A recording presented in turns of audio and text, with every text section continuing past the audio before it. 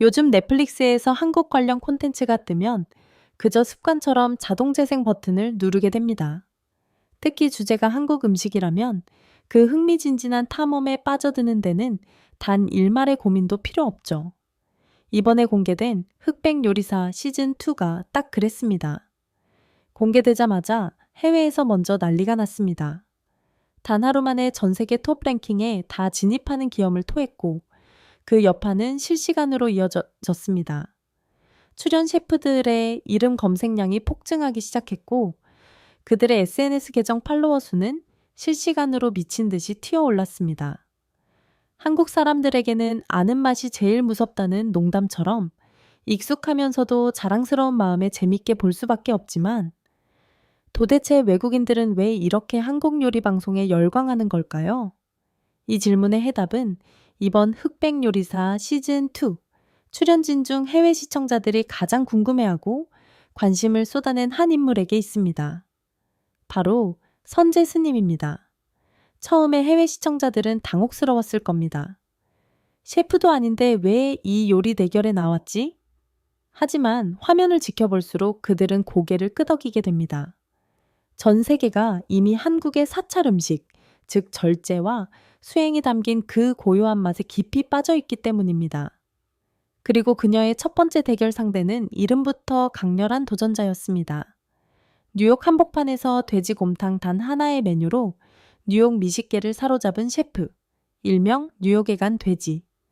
세계적인 명성을 가진 그 셰프가 채식 요리만을 하는 스님 앞에 나타나 마치 순례자처럼 제가 스님께 한 수 배우러 왔습니다 라고 겸허하게 말하는 순간 해외 시청자들의 반응은 폭발했습니다. 이거 그냥 단순한 요리 대결이 아니네. 이건 문화와 철학, 그리고 삶의 방식이 충돌하는 장이었습니다. 긴장감이 극도로 고조되던 그 순간, 선재 스님의 답변은 모든 것을 풀어놓는 한마디였습니다. 머리 짧은 사람끼리 한번 잘 해봅시다. 순식간에 공기가 풀리고 긴장감은 유머로 대체되며 웃음이 터져 나옵니다. 이것이야말로 K예능, 즉 한국 예능이 가진 묘미입니다.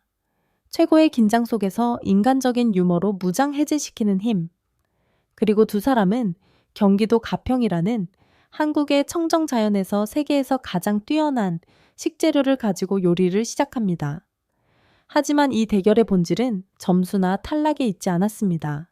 심사위원회의 날카로운 평가나 치열한 경쟁 구도보다 화면 전체를 압도했던 것은 두 사람이 한국 땅에서 난 식재료, 즉 땅, 물, 바람, 햇빛을 고스란히 머금은 생명들을 어떻게 존중하고 다루는지 그 과정 자체였습니다.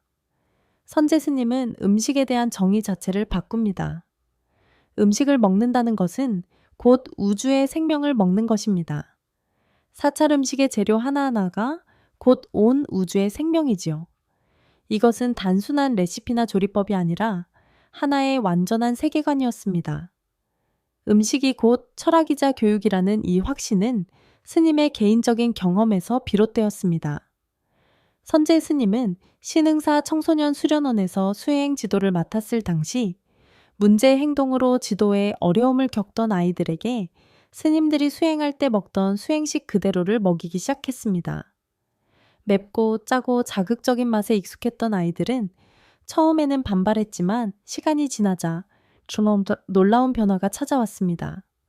음식은 그 순간 단순한 밥이 아니라 절제와 기다림을 배우는 교육이 되었고 아이들의 마음이 달라지기 시작한 것입니다. 이 소문이 전국으로 퍼져나가면서 마음의 상처를 가진 청소년들이 신흥사로 몰려왔을 때 스님은 확신하게 되었습니다. 음식은 사람을 바꿀 수 있다는 것, 그리고 사찰 음식 속에 담긴 철학이야말로 현대사회에 필요한 위로라는 것을요. 사실 이 흐름은 갑자기 나타난 현상이 아닙니다. 이미 넷플릭스 다큐멘터리 셰프의 테이블, 셰프스 테이블을 통해 전 세계적으로 엄청나게 유명해진 정관 스님이라는 선구자가 있었기 때문입니다. 정관 스님은 사실 수많은 다큐 제작 제안을 계속 거절해 온 인물이었습니다. 스님에게는 카메라 앞에서 유명해지는 것보다 수행이 먼저였고 명성보다는 고요한 산속 생활이 더 편안했으니까요.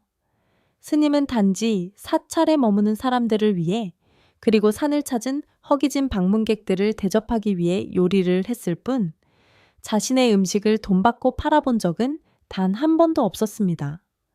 그런데도 그 명성이 워낙 자자해지니 결국 뉴욕타임스 같은 세계적인 미디어가 한국의 깊은 산속까지 직접 취재를 오게 됩니다. 뉴욕타임스가 실은 기사의 헤드라인부터 심상치 않았습니다. 정관스님 철학적 요리사, 셰프도 아니고 레스토랑도 없고 심지어 음식을 팔지도 않는 사람에게 세계 최고의 미디어가 이런 거창한 제목을 붙였다는 것 자체가 이미 기존의 요리계의 판을 뒤집는 사건이었습니다.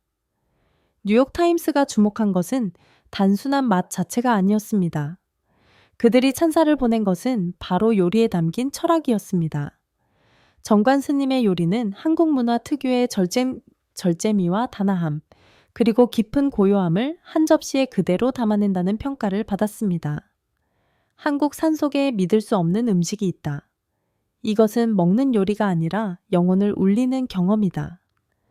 이 입소문이 전 세계로 퍼져나가면서 외국인 관광객들, 유명 스타 셰프들, 그리고 전 세계 다큐멘터리 제작자들이 스님을 찾아 몰려들었습니다.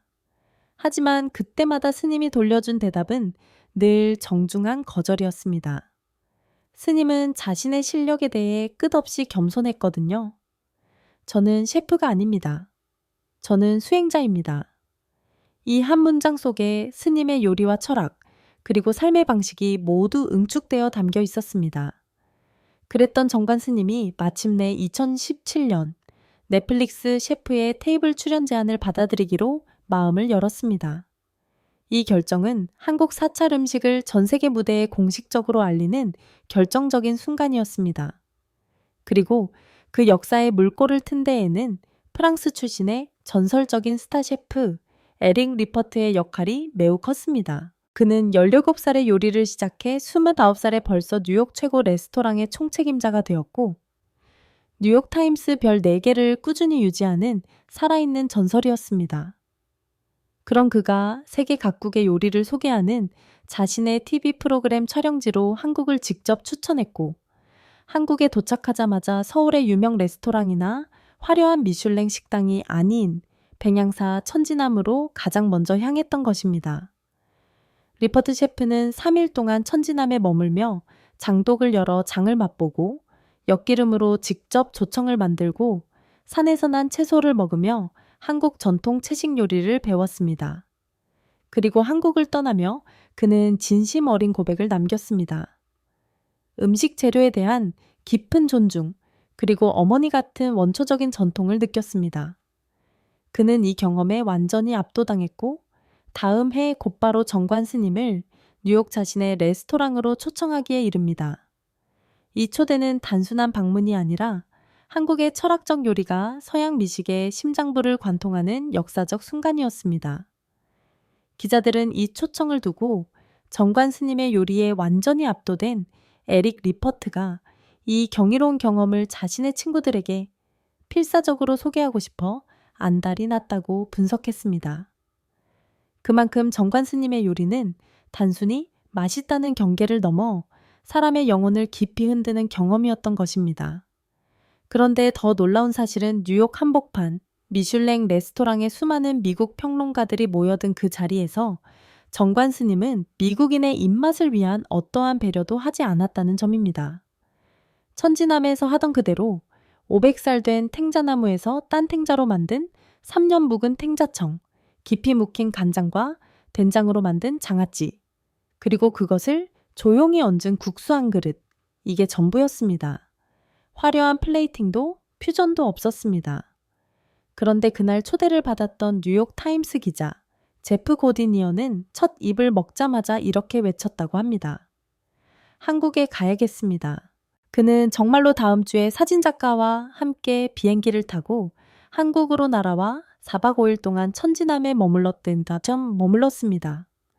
그리고 돌아가자마자 뉴욕 타임스에 전설적인 기사를 썼습니다. 세계에서 가장 징이한 요리를 맛보고 싶다면 뉴욕이나 덴마크로 갈 게 아니라 한국 천지남으로 가라. 한식은 철학자의 요리다.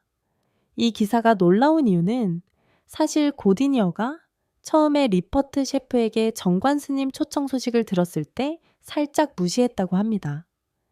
채식이라면 또 콩 아니겠어? 병아리 콩이나 잔뜩 담아내겠지. 미국과 유럽의 채식 요리는 늘 그랬거든요. 조리법이 딱히 없으니 고기를 뺀 자리를 콩으로 때우는 식단이었습니다. 그런데 막상 먹어보니 상황이 완전히 달라졌던 거죠. 국수가 너무 우아해서 아무도 눈을 깜빡이지 않았다. 그리고 그 맛은 입안에서 길고 깊은 여운으로 남았다. 이 기사를 읽은 사람이 바로 넷플릭스 다큐멘터리 셰프의 테이블의 제작자 데이비드 갤브였습니다. 그는 기사를 읽자마자 지금 당장 한국으로 가야 한다며 달려왔고 그 결과물이 전 세계의 정관 스님을 알리게 된 바로 그 작품입니다. 다큐멘터리 속에서 고디니어는 마늘도 유제품도 고기도 쓰지 않는데 왜 이렇게 강렬한 맛이 나는지 그 비밀이 시간이었다고 고백합니다. 수백 년의 지혜가 담긴 간장, 된장, 김치. 한국의 발효가 이 모든 맛의 중심이라는 것을 그제야 깨닫게 된 것입니다.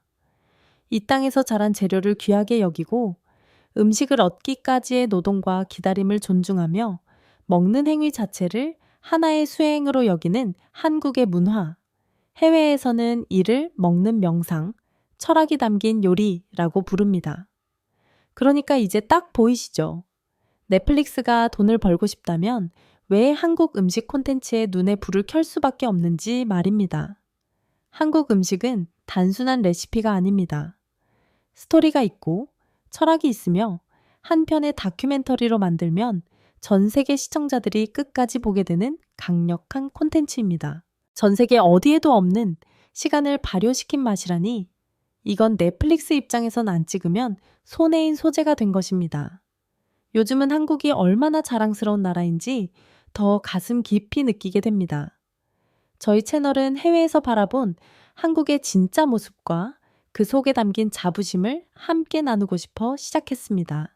영상을 끝까지 시청해 주셔서 정말 감사드리고 가시기 전에 좋아요 한번 눌러주시면 정말 감사드립니다. 혹시 시간이 괜찮으시다면 구독도 눌러주시면 꼭 기억하고 늘 감사하는 마음으로 영상 만들겠습니다. 감사합니다. 맞습니다.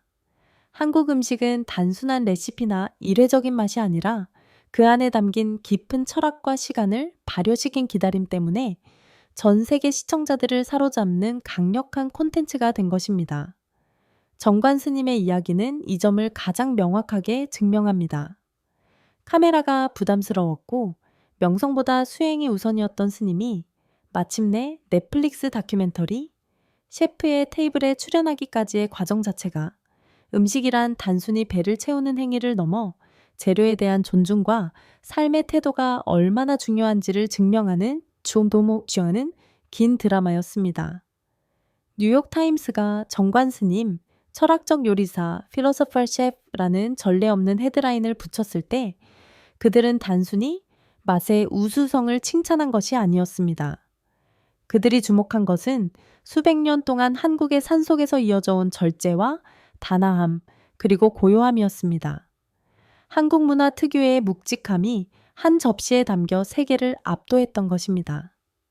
미슐랭 3텀의 서우타 셰프인 에릭 리퍼트가 서울이나 유명 레스토랑이 아닌 백양사 천진남에 찾아와 3일 동안 머물며 장독을 열어 장을 맛보고 엿기름으로 조청을 직접 만들었던 경험은 그에게 단순히 요리법을 배우는 것을 넘어선 어머니와 같은 원초적인 전통에 대한 경외심을 심어주었습니다. 리퍼트 셰프가 느꼈던 그 깊은 경외심이 바로 전 세계 시청자들이 흑백 요리사나 정관 스님의 다큐를 보며 느끼는 감정의 뿌리입니다. 음식을 먹는다는 것을 우주의 생명을 먹는 행위로 여기는 사찰 음식의 세계관, 재료 하나하나가 땅, 물, 바람, 햇빛을 먹고 자란 온 우주의 생명이라는 인식, 해외 시청자들이 이 한국의 사찰 음식을 먹는 명상, 메디테이브 퀴진 혹은 철학이 담긴 요리라고 부르는 이유가 바로 여기에 있습니다. 마늘도 유제품도 고기도 쓰지 않는데 어떻게 이런 깊고 강렬한 맛이 날 수 있을까요? 뉴욕 평론가들을 완전히 압도했던 그 비밀은 바로 시간이었습니다. 수백 년의 지혜가 담긴 간장, 된장, 김치. 한국의 발효 문화가 모든 맛의 중심이었고, 이 땅에서 자란 재료를 귀하게 여기고 음식을 얻기까지의 노동과 기다림을 존중하는 한국 문화의 정수가 그대로 담겨 있었던 것입니다. 결국 외국인들이 한국 요리 방송에 열광하는 이유는 그들이 요리 대결이나 단순한 레시피 너머에서 잃어버렸던 무언가를 발견했기 때문입니다. 한국의 음식은 밥이 아니라 수행이었습니다. 먹는 행위 자체를 존중하고 삶의 태도와 철학을 한 접시에 담아내는 이 놀라운 콘텐츠는 이제 한국을 넘어 전 세계인의 마음을 치유하고 있습니다. K컬처가 전 세계를 뒤덮는 이 시대에 우리가 가장 자랑스러워해야 할 것은 화려한 겉모습이 아닌 이처럼 깊고 묵직하며 시간을 품은 한국의 정신과 철학, 그리고 그것을 담아낸 한국의 음식이 아닐까요? 한국이 가진 이 고유하고 강력한 소프트 파워는 앞으로도 넷플릭스를 통해 전 세계에 끊임없이 확장될 것입니다. 시청해 주셔서 감사합니다. 다음에 더 흥미로운 주제로 찾아뵙겠습니다.